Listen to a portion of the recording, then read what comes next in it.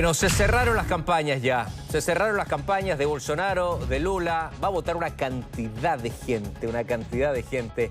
Recién veía los diarios en Brasil y la historia, las disputas, declaraciones cruzadas de distintos políticos, los últimos dichos de ellos, ya votaron los candidatos. Bueno, la historia en Brasil de sus próximas elecciones está cubierta y qué mejor manera que con Camilo Sotto y que con Andrea Arístegui allí en Brasil, donde en Sao Paulo también va a ser todo el núcleo de esta elección entre Lula da Silva y Jair Bolsonaro, que está liderando las encuestas muy distintas en las referencias que tenemos de las últimas ya entregadas. Bueno, qué mejor que Andrea Arístegui para contarnos todo lo que pasa allá en Brasil. Andrea, querida, bienvenida, buen día.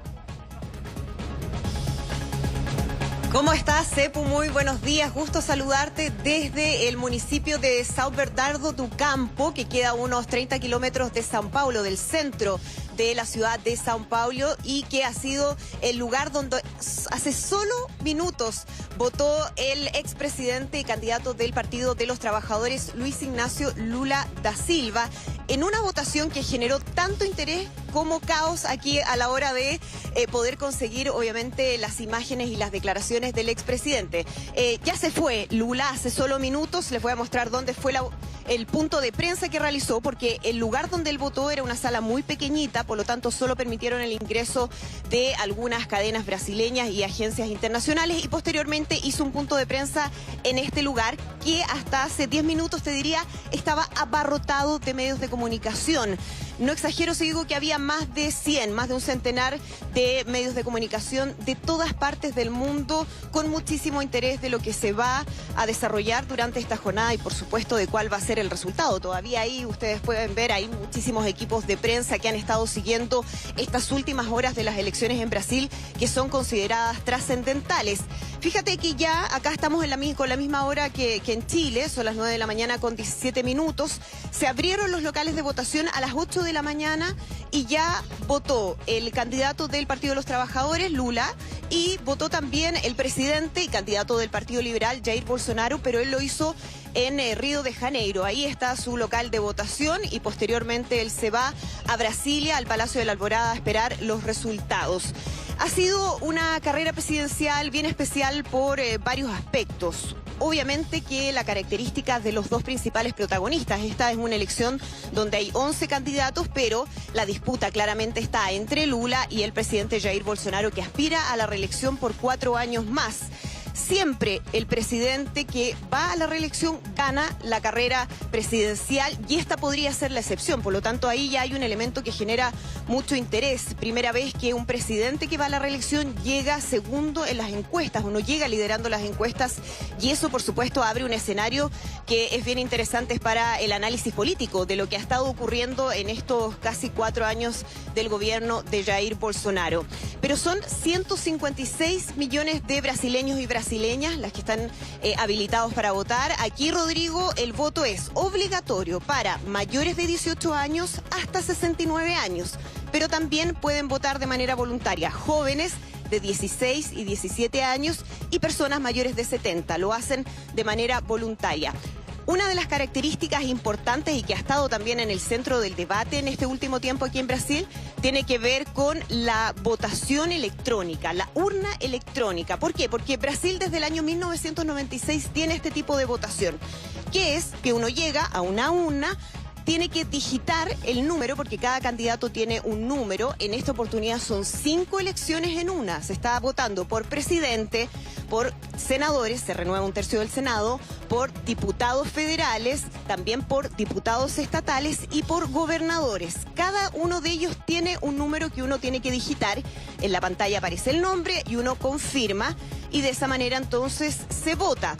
No se puede ingresar con teléfono celular y se ha habilitado en todos los locales de votación una mesa para que cuando la gente llegue no pueda ingresar, deje su teléfono antes de entrar a la cámara secreta, porque se trata de evitar que haya algún tipo de registro de la votación. Y también algo que se determinó hace algunos días, la prohibición del porte de armas, porque existía mucha preocupación de que hubiese hechos de violencia con armas de fuego. Por lo tanto, desde el día de ayer hasta mañana está prohibido el porte de armas para aquellas personas que están dentro del registro de cazadores, tiradores deportivos o también de coleccionistas, y que tienen la posibilidad en el resto del año portar las armas.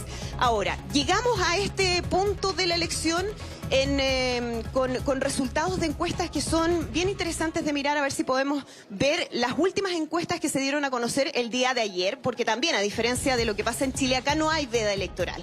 Acá conocimos encuestas hasta la última hora de ayer, por lo tanto es bien interesante ver esos números, porque lo que llama la atención no es que Lula lidera las encuestas, eso ha sido así durante toda la campaña, sino que algunas encuestadoras como Datafolia le dan a Lula más de un 50% más uno de los votos, o exactamente, para ser rigurosos, le da un 50% de los votos válidos, y eso significa que Lula podría ganar en una primera vuelta, que es la expectativa que tiene justamente el expresidente y sus partidarios, que creen que hoy día podría cerrarse esta elección. Y ese es otro elemento también particular de lo que ha estado ocurriendo, porque desde el año 1998 siempre se ha ido a segunda vuelta. Esa fue la única elección que se decidió en primera vuelta. De ahí en adelante siempre existió segunda vuelta. Y si hay segunda vuelta, entonces tendríamos que volver el 30 de octubre para ver si se define o no esa carrera, Rodrigo. Sí, exactamente. Estoy mirando mientras tú hablas, Andrea, hay una gráfica que te apoya con los datos que tú entregabas. Yo quería sumar también dos encuestas más. Dos encuestas donde me encuentro, donde Bolsonaro obtendría tan solo el 37%, como aparece ahí marcada bien en IPEC, pero hay otras que se llaman Simón Tebek y Zero Games, donde quedan igualados con un 5% de los apoyos, nada más que de diferencia. O sea, es algo que está entregándonos, Andrea, también información muy distinta dependiendo de las encuestas. Vamos a dejar los números. Quiero tu sensación de la gente, del brasilero, que ayer te escuchaba entrevistando a varios también en tus muy buenas notas que entregabas de ayer. ¿Qué dice el brasilero? Porque son elecciones más allá de lo presidencial también. Hay cambio completo de la Cámara de Diputados, de la Cámara del Senado también. O sea, son mucho más amplias. Son los 27 gobernadores también que se van a cambiar.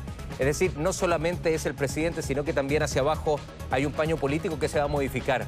Pero el brasilero en sí, con el cierre de las campañas, con la masividad que existe en Brasil, con el fanatismo que existe en Brasil para cada una de las cosas que hace, ¿qué sensación tienes tú? ¿Hacia dónde se inclina hoy día?